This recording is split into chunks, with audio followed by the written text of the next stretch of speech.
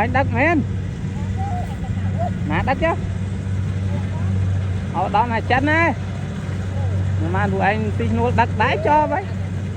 xin nuôi đất đáy ra ta lơ lo cái con rồi họp khai á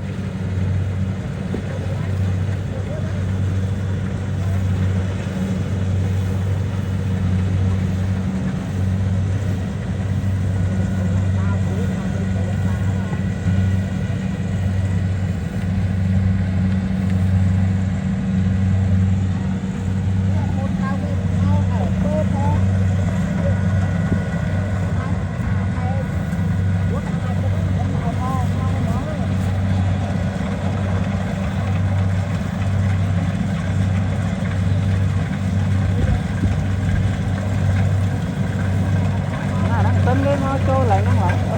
đang đặt lên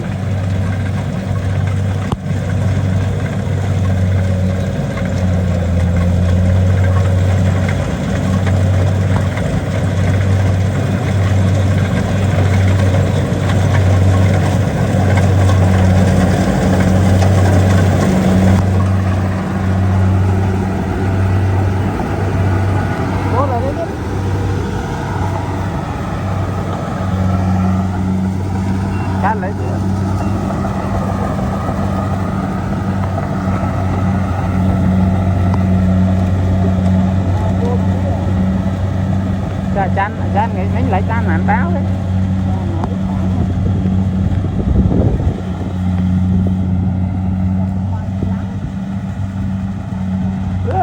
dục lâu ơi